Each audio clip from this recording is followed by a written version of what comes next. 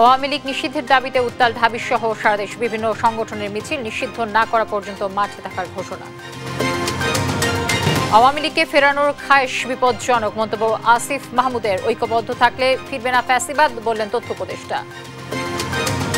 অন্তর্দ্বন্দ্বে আমরা নিজেরা ব্যস্ত হয়ে যদি আমরা আমাদের শত্রুদের সুযোগ না দিই, আওয়ামী লীগ ফ্যাসিজম আকারে এখানে বাংলাদেশ আর কখনো ফিরে আসতে পারবে না। নির্বাচন সংস্কার মুখোমুখি করা রাজনৈতিক উদ্দেশ্যমূলক, বললেন তারেক রহমান। স্বৈরাচারের দোসরদের পুনর্বাসনের সুযোগ দেয়া যাবে না।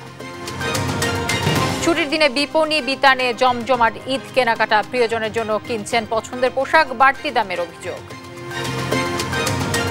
ফিলিস্তিনে বর্বরতার প্রতিবাদে রাজধানীতে বিক্ষোভ, আন্তর্জাতিক সম্প্রদায়কে রুখে দাঁড়ানোর আহ্বান, ইসরায়েলের বিরুদ্ধে ব্যবস্থার দাবি। আমরা দাবি জানাতে চাই, গণহত্যাকারী নেতানিয়াহু এবং তার ইসরায়েলকে পৃথিবীর মানচিত্র থেকে মুছে দিতে হবে। রমজানের তৃতীয় শুক্রবার জুমার নামাজ আদায়ে হাজারো মুসল্লি ঢল আল আকসা মসজিদে। জেরুজালেম ঘিরে কঠোর নিরাপত্তা।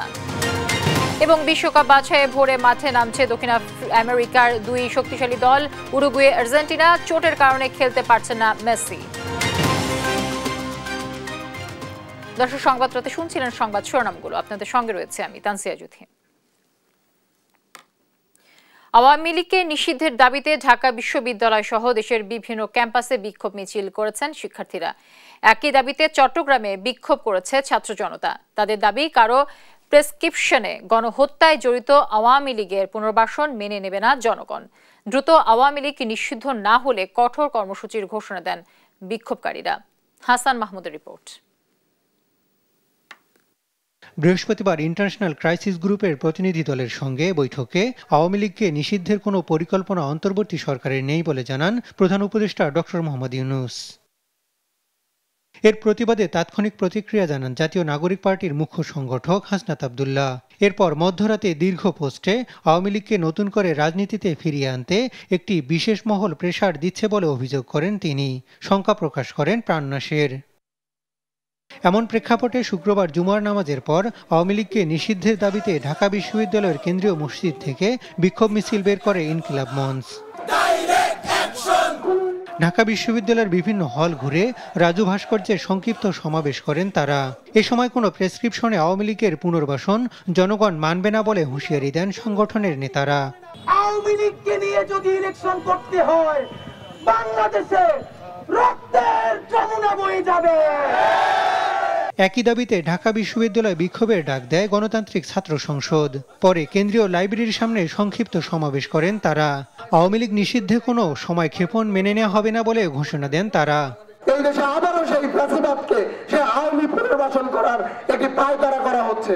ছাত্র জনতা থাকতে, বেঁচে থাকতে কখনো এই রিফাইন্ড আওয়ামী লীগ নামের নতুন কোন আওয়ামী লীগকে আমরা ফিরে আসতে দিব না। এদিকে একই দাবিতে বিক্ষোভ হয়েছে চট্টগ্রামেও। গণহত্যায় জড়িত আওয়ামী লীগকে নিষিদ্ধ না করলে এর ফল সবাইকে ভোগ করতে হবে বলে হুঁশিয়ারি দেন বিক্ষোভকারীরা। এছাড়া জাহাঙ্গীরনগর সহ দেশের বিভিন্ন বিশ্ববিদ্যালয় ক্যাম্পাসে আওয়ামী লীগকে নিষিদ্ধের দাবিতে বিক্ষোভ সমাবেশ করেছেন শিক্ষার্থীরা। ১৫০০ বিপ্লবী রক্তের সাথে বেইমানি করলে আবারও আন্দোলনে নামার হুঁশিয়ারি দেন তারা। হাসান মাহমুদ, দেশ টিভি, ঢাকা। আওয়ামী লীগ নিষিদ্ধের ব্যাপারে প্রধান উপদেষ্টার বক্তব্যের নিন্দা জানিয়েছে জাতীয় নাগরিক পার্টি। শুক্রবার সন্ধ্যায় রাজধানীর বাংলা মোটরে দলীয় কার্যালয়ে সংবাদ সম্মেলনের কথা জানান দলটির আহ্বায়ক নাহিদ ইসলাম। বলেন, গণহত্যাকারীদের বিচারের আগে দায়িত্বশীলতাদের থেকে এমন বক্তব্য মোটেও কাম্য নয়। এ সময় পিলখানা হত্যাকাণ্ড, শাপলা চত্বরের হত্যাকাণ্ড, গণ অভ্যুত্থানের হত্যাকাণ্ড সহ সকল হত্যার বিচারে দৃশ্যমান অগ্রগতির দাবি জানানো হয়। বলেন, গণ অভ্যুত্থানে আওয়ামী লীগের দ্বারা হওয়া মানবতা বিরোধী অপরাধের মাধ্যমে দলটি সকল রাজনৈতিক কর্মকাণ্ডের অধিকার হারিয়েছে।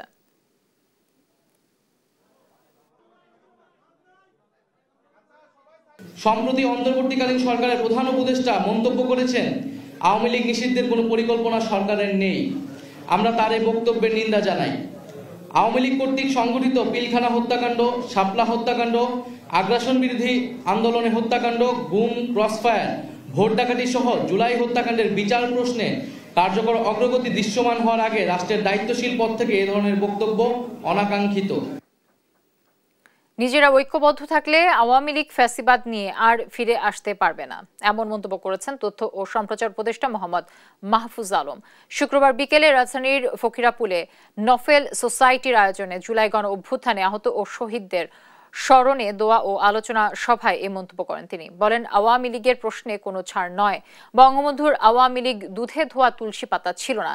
এ সময় তিনি অভিযোগ করেন, আওয়ামী লীগ কোনো দেশি শক্তি নয়, তাদের ঘুড়ির নাটাই দিল্লিতে।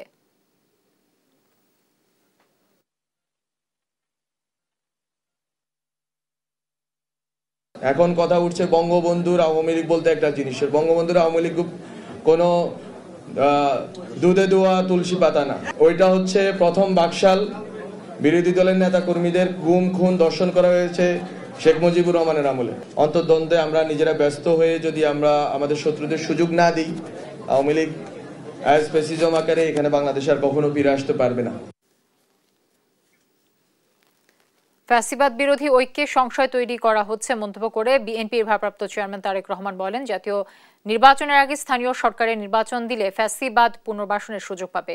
একই অনুষ্ঠানে বিএনপি মহাসচিব মির্জা ফখরুল ইসলাম আলমগীর আহ্বান জানান, আবেগের বশবর্তী না হয়ে বাস্তবতার সাথে সিদ্ধান্ত নেয়ার। শুক্রবার বিকেলে রাজধানীর লেডিস ক্লাবে পেশাজীবী ও সুশীল সমাজের সম্মানে বিএনপির আয়োজিত ইফতার ও দোয়া মাহফিলে উপস্থিত হয়ে এসব কথা বলেন তারা। বিস্তারিত নিয়াজ মোর্শেদের প্রতিবেদনে। শুক্রবার বিকেলে রাজধানীর লেডিস ক্লাবে বিভিন্ন পেশাজীবীদের সম্মানে বিএনপি আয়োজন করে ইফতার ও দোয়া মাহফিলের সামনে নিয়ে এসে সেখানে উপস্থিত হয়ে স্বাগত বক্তব্য রাখেন বিএনপি মহাসচিব মির্জা ফখরুল ইসলাম আলমগীর। সমস্যার সমাধান করা যাবে না। বিএনপি মহাসচিব আহ্বান জানান, কোনো অলিক ধারণা বা আবেগের বশবর্তী না হয়ে বাস্তবধর্মী সিদ্ধান্ত নেয়ার। আবেগের মধ্য দিয়েও সমস্যার সমাধান করা যাবে না। আমাদেরকে বাস্তববাদী চিন্তা করে, ভবিষ্যতের কথা চিন্তা করে, পরিবর্তনকে সামনে নিয়ে একটা নতুন বাংলাদেশ, গণতান্ত্রিক বাংলাদেশ গড়বার জন্যই আমাদেরকে ওই লক্ষ্যে কাজ করতে হবে। পরে বিভিন্ন পেশাজীবীদের পক্ষ থেকে বক্তব্য রাখা হয়। মাধ্যমে আমাদের এটি অর্জন হয়েছে। পেশাজীবীদের বক্তব্যের পরে ভার্চুয়ালি যুক্ত হন বিএনপির ভারপ্রাপ্ত চেয়ারম্যান তারেক রহমান। বলেন, ফ্যাসিবাদ বিরোধী ঐক্যের মধ্যে সংশয় তৈরি করা হচ্ছে। দেশের রাজনৈতিক অঙ্গনে গৌণ ইস্যুকে মুখ্য ইস্যু বানাতে গিয়ে নিজেদের অজান্তেই ফ্যাসিবাদ বিরোধী জাতীয় ঐক্যের মধ্যে সংশয় সন্দেহের জন্ম দেওয়া হয়েছে।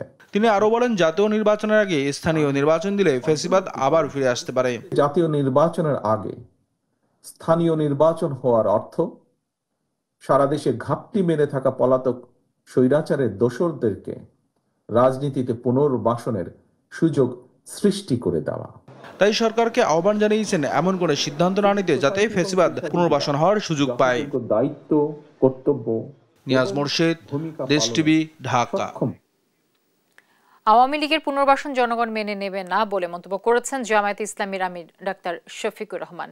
শুক্রবার জামায়াত আমিরের ভেরিফাইড ফেসবুক পেজে তিনি মন্তব্য করেন, এ সময় বর্তমান পরিস্থিতিতে জনগণকে সংযত, সতর্ক ও ঐক্যবদ্ধ থেকে দেশের বৃহত্তর স্বার্থে দায়িত্বশীল ভূমিকা পালনের আহ্বান জানান তিনি।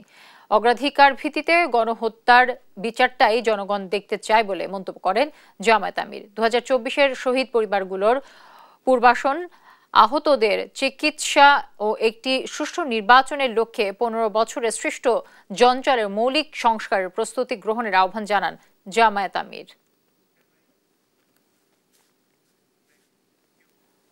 গাজায় ইসরায়েলের হামলা এবং ভারতে সংখ্যালঘু মুসলমানদের উপর নির্যাতনের প্রতিবাদে রাজধানীতে বিক্ষোভ সমাবেশে করেছে হেফাজতে ইসলাম বাংলাদেশ। এ সময় সংগঠনটির যুগ্ম মহাসচিব মাওলানা মামুনুল হক দাবি জানান, যুদ্ধবিরতি সংগঠনের দায়ে জাতিসংঘের হস্তক্ষেপে ইসরায়েলকে নিষিদ্ধ করতে হবে। একই সাথে ইসরায়েল ও ভারতের দোসর শেখ হাসিনা যাতে বাংলাদেশে রাজনীতি করতে না পারে, প্রয়োজনে দেশের তৌহিদি জনতা রাজপথে রক্ত দিতে প্রস্তুত রয়েছে বলেও জানান তিনি। এদিকে আলাদা অনুষ্ঠানে আওয়ামী লীগের রাজনীতি নিষিদ্ধের দাবি জানিয়েছেন গণ অধিকার পরিষদের সভাপতি নুরুল হক নূর। তাইফুর রহমান তুহিনের প্রতিবেদন। যুদ্ধবিরতি লঙ্ঘন করে ফিলিস্তিনের অবরুদ্ধ গাজায় ইসরায়েলের হামলা ও ভারতের সংখ্যালঘু মুসলমান সম্প্রদায়ের উপর দেশটির আধিপত্যবাদী সন্ত্রাসীদের নির্যাতনের প্রতিবাদে বাদ জুমা জাতীয় মসজিদ বাইতুল মোকাররমের উত্তর গেটে এই বিক্ষোভ সমাবেশ করে হেফাজতে ইসলাম। ইসরায়েলের বর্বর হামলা বন্ধ না করা হলে বিশ্ব মুসলিম উম্মাহ মিলে তা প্রতিহত করার ঘোষণা দেন দলটির কেন্দ্রীয় নেতারা। আমরা দাবি জানাতে চাই, গণহত্যাকারী নেতানিয়াহু এবং তার ইসরায়েলকে পৃথিবীর মানচিত্র থেকে মুছে দিতে হবে। যুদ্ধবিরতি লঙ্ঘন করার দায়ে জাতিসংঘের হস্তক্ষেপে ইসরায়েলকে নিষিদ্ধ করার দাবি জানান হেফাজতে ইসলাম বাংলাদেশের যুগ্ম মহাসচিব। ফিলিস্তিনে নিরপরাধ নারী, শিশু, আবাল, বৃদ্ধ বনিতাদের হত্যাকাণ্ড এবং রক্ত প্রবাহ বন্ধ করতে না পারেন, এই যুদ্ধের দাবানল সারা পৃথিবীতে ছড়িয়ে পড়তে পারে। ইসরায়েল ও ভারতের দোসর শেখ হাসিনা যাতে বাংলাদেশে রাজনীতিতে পুনর্বাসিত হতে না পারে, প্রয়োজনে রক্ত দিতে প্রস্তুত বলেও জানান তিনি। আমরা পরিষ্কার ভাষায় বলে দিতে চাই, আওয়ামী লীগ বাংলাদেশের রাজনীতিতে আসতে হলে আমাদের লাশের উপর দিয়ে আসতে হবে। এদিকে আওয়ামী লীগের রাজনীতি নিষিদ্ধের দাবিতে রাজধানীর বিজয়নগর এলাকায় বিক্ষোভ সমাবেশ করে গণ অধিকার পরিষদ। এ সময় দলটির সভাপতি নুরুল হক নূর অভিযোগ করেন, আওয়ামী লীগ থেকে সুবিধা নিতে অনেক রাজনৈতিক দল ভেতরে ভেতরে তাদের প্রতিষ্ঠিত করার পায়তারা চালাচ্ছে।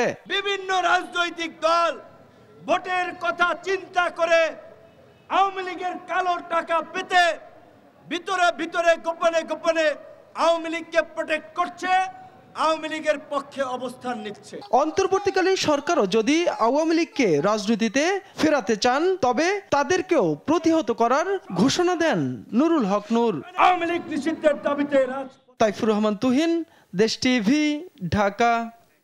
দেখছেন সংবাদ রাত।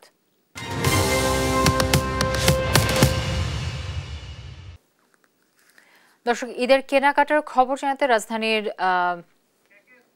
বসুন্ধরা মার্কেট থেকে সরাসরি যুক্ত হচ্ছেন সাদ আহমেদ। সাদ, বিপণী বিতানগুলোতে ক্রেতার ভিড় কেমন দেখছেন এবং দাম নিয়ে কোনো অভিযোগ রয়েছে কিনা জানাবেন।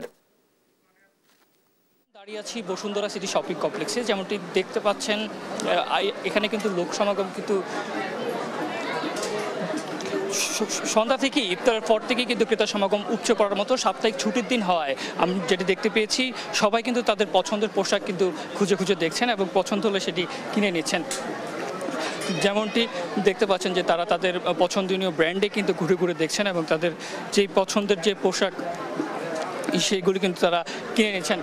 আমি এখন একটি দেশীয় ব্র্যান্ডে আছি, সেখানে দেখতে পাচ্ছেন যে ক্রেতা সমাগম, ক্রেতারা কিন্তু এসে তারা কিন্তু ঘুরে ঘুরে দেখছেন এবং তাদের পছন্দের যে পোশাক সেটি কিন্তু কিনে নিচ্ছেন।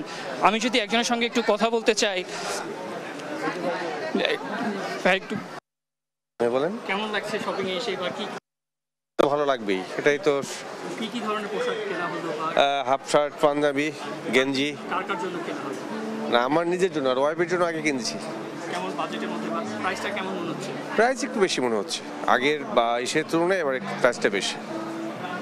মানে গতবারে যা ছিল তার থেকে 10% প্রাইস অ্যাবাভ হয়েছে এরকম। যদি একটু ডিজাইনের ক্ষেত্রে বলি, কেমন ডিজাইন মনে হচ্ছে যে এবার আগের তুলনায়? না, ডিজাইন তো প্রতি বছরেই ভালো ডিজাইন, এই প্রত্যেক বছর থেকে গতবার থেকে এবার ডিজাইন ভালো, তার আগের বার থেকে গতবার ডিজাইন ভালো ছিল, এটাই হয় নিয়ম। ব্র্যান্ড আমি বেশিরভাগ সময় আড়ং থেকে কিনি। হ্যাঁ, কালেকশন ভালো, অনেক ভালো কালেকশন। Thank you. আমি যদি আরো একটু দেখাতে চাই, খুদে কিছু ক্রেতা কিন্তু আমরা দেখতে পাচ্ছি। কেমন লাগছে তোমাদের? আসলে বাবা কার সঙ্গে এসছো? আম্মুর সাথে আর বাবার সাথে। ওর সাথে কি কি কেনা হয়েছে? দুটো ড্রেস। তুমি কার সঙ্গে এসছো? আমি আমার মা আর বাবার সাথে এসেছি। বাবার সাথে এসছো? কি কিনেছো? ড্রেস কিনেছি। আমি আমার মা বাবার সঙ্গে এসেছি। আমার জন্য একটা শার্ট কিনেছে আর আমার বোনের জন্য একটা ফ্রক কিনেছে। হ্যাঁ। না, কিনবো। না, পাঞ্জাবি পরবো, কিন্তু এখনো কেনা হয়নি। যেমনটি এবার আমরা যদি বিক্রেতার সঙ্গে একটু কথা বলতে চাই, যে আমরা বেশ ভিড় দেখতে পাচ্ছি আমরা শোরুমে, কি ধরনের বেচাকেনা হচ্ছে বা কোন ধরনের কাস্টমার বেশি? আচ্ছা, এইবার বেচাকেনা আলহামদুলিল্লাহ ভালো। আর যেহেতু গরম, আর এবার ফেব্রিক স্টক, কটন এবং হাফ সিল্ক উপরে করা হয়েছে। আর রং বাংলাদেশ প্রতি বছরই থিম ভিত্তিক কাজ করে, এবারও 3টা থিম নিয়ে কাজ করছে। এই ধরনের ক্রেতা সমাগম আপনাদের বেশি, আমরা তরুণ প্রজন্ম বা যারা একটু ইয়ং টাইপের তাদেরকে দেখতে পাচ্ছি বেশি। আচ্ছা, এখন যেটা হচ্ছে যে এখন মানে বাচ্চাদের প্রোডাক্টগুলো সবাই বেশি কিনছে, কারণ আগে প্রথমে হচ্ছে বাচ্চাদের প্রোডাক্ট, এরপর হচ্ছে যে টিনেজ যারা আছে তাদের জন্য হয়তো বা পাঞ্জাবিটা, টি শার্ট এগুলো কেনাকাটা করছে। এছাড়া বয়স্কদের জন্য শাড়িগুলো ক্রয় করছে। প্রাইসটা যদি বলি মানে গতানুগতিকভাবে রিজনেবল প্রাইস আছে, এবং আরেকটু যেটা হচ্ছে যে এখন একটু সবারই মানে ভ্যাটের নিয়ে একটু ঝামেলা হচ্ছে, সেটা হলো যে 10% ভ্যাট, এটা আসলে একটু বেশি। এই কারণেই ক্রেতা যারা কিনছে তা হয়তো বা যেটা 1000 টাকা প্রোডাক্ট সেটা 100 টাকা ভ্যাট চলে আসতেছে। ভ্যাটের বিষয়টা একটু ঝামেলা হচ্ছে।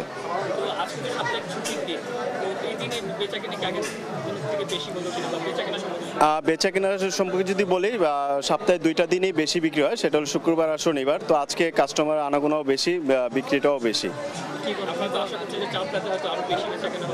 আমরা আশা করছি যে 20 রমজানের পর থেকে এটা বিক্রিটা আরো বাড়বে, মানে ধারাবাহিকতা থাকবে একটা। নর্মালি তো প্রথম থেকে 15 রমজান পর্যন্ত একটা কাস্টমার চাহিদা থাকে প্রোডাক্টের, এখন আবার আরেকটা ওটা আবার আরেক ধরনের চাহিদা চলে যাবে। সাদ, ধন্যবাদ আপনাকে। দর্শক, রাজধানীর বসুন্ধরা মার্কেট থেকে যুক্ত ছিলেন আমাদের সহকর্মী সাদ আহমেদ।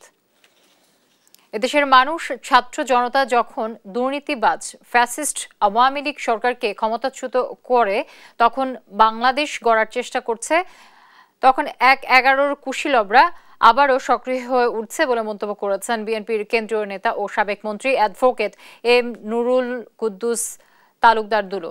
শুক্রবার বিকেলে নাটোর জেলা বিএনপি আয়োজিত ইফতার ও দোয়া মাহফিলে প্রধান অতিথির বক্তব্যে এ কথা বলেন তিনি। এ সময় তিনি আরও জানান, বিএনপির ভারপ্রাপ্ত চেয়ারম্যান তারেক রহমানের জীবনের যে সোনালী সময়ে এ দেশের হাল ধরার কথা ছিল, শেষ সময় 1/11 কুশীলবরা তার বিরুদ্ধে ষড়যন্ত্রে লিপ্ত হয়েছিল। তারা তাকে রাজনীতি থেকে দূরে রাখতে চেয়েছিল। দেশে নতুন করে আবারও সেই ষড়যন্ত্র শুরু হয়েছে বলেও মন্তব্য করেন তিনি। সেদিন আমাদের চরিত্র হনন করার চেষ্টা করেছিল। আপনারা জানেন তারেক রহমানকে তারা জঙ্গি বানানোর চেষ্টা করেছিল। আজকে কি হলো? আজকে মিথ্যা প্রমাণিত। এই ছাত্র সমাজ, এদেশের জনগণ, বৈষম্য বিরোধী ছাত্ররা রক্ত দিয়ে যে গণতন্ত্র ফ্যাসিস্টকে বিদায় করে যে গণতন্ত্র প্রতিষ্ঠিত করেছিল, সেই গণতন্ত্র আবার নতুন করে বিপন্ন করা। দেখছেন সংবাদরাত। পবিত্র রমজানের তৃতীয় শুক্রবার জুমার নামাজ আদায় করতে হাজারো মুসল্লির ঢল নামে আল আকসা মসজিদে। তবে নেতানিয়াহুর বিরুদ্ধে বিক্ষোভের কারণে জেরুজালেম ঘিরে ছিল কঠোর নিরাপত্তা ব্যবস্থা। এদিকে ইসরায়েলি নিরাপত্তা বাহিনীর চেক পয়েন্টগুলোতে ফিলিস্তিনিদের জেরুজালেমে প্রবেশে বাধা দেয় বলে অভিযোগ করেছেন অনেকেই। আরবি তাফসীরের রিপোর্ট। পবিত্র রমজানের তৃতীয় শুক্রবারে বরাবরের মতোই জেরুজালেমে জুমার নামাজ পড়তে ব্যস্ত হাজারো ফিলিস্তিনি। ইসরায়েলি বিধিনিষেধ উপেক্ষা করে অধিকৃত পশ্চিম তীর থেকে এসেছে বহু মানুষ। সিয়াম সাধনার মাসে মৃত্যু ভয়ও গ্রাস করতে পারেনি ধর্মপ্রাণ মুসল্লিদের। ইসরায়েল জুড়ে নেতানিয়াহুর বিরুদ্ধে প্রতিবাদের দুর্গ গড়ে ওঠার কারণে আতঙ্কে আছেন তিনি। জেরুজালেমে এসে ফিলিস্তিনিরা যাতে কোনো প্রকার প্রতিবাদ না করতে পারে এজন্য পথে পথে মোতায়েন করা হয়েছে আইন শৃঙ্খলা রক্ষাকারী বাহিনী। এদিকে পশ্চিম তীর থেকে আসা অনেক ফিলিস্তিনির অভিযোগ, জেরুজালেমের চেকপয়েন্টগুলোতে প্রবেশে বাধা দিয়েছে ইসরায়েলি নিরাপত্তা বাহিনী। এতে আল আকসা মসজিদে নামাজ পড়ার সুযোগ পায়নি অনেকেই, ফলে আবার ফিরে যেতে হয়েছে ঘরেই। আমাকে প্রবেশ করতে দেয়নি কারণ আমার কাছে আইডি কার্ড নেই, কিন্তু আমি আগেও এখানে নামাজ পড়েছি। আমাকে আজ ওরা ঢুকতে দিচ্ছে না। আমি 80 বছরের বৃদ্ধ, আমি অনেক কষ্ট করে এখানে এসেছি। আমি এখন কিভাবে যাব? আবার কারোর কাছে আইডি কার্ড থাকলেও তাদের প্রবেশ করতে দেয়নি ইসরায়েলি বাহিনী। আইডি কার্ড বারবার দেখানোর পরেও ওরা ঢুকতে দেয়নি, বলেছে বাসায় ফিরে যেতে। 4 শুক্রবারের নামাজ সহ আমার কাছে লাইলাতুল কদরের নামাজ পড়ার অনুমতি আছে, কিন্তু আমাকে তারা বলছে আমি একবার নামাজ পড়েছি দেখে আর ঢুকতে দেবে না। পবিত্র রমজান মাসে নেতানিয়াহুর এমন অমানবিক আচরণের প্রতি ক্ষোভ প্রকাশ করেছে ফিলিস্তিনিরা। আল আকসা মসজিদে নামাজরত মুসল্লিদের একটি দোয়া, জেরুজালেম সকল ফিলিস্তিনির জন্য উন্মুক্ত করা হোক। আরবেদ আফসার, নিউজ ডেস্ক, দেশ টিভি। দেখছেন সংবাদ রাত।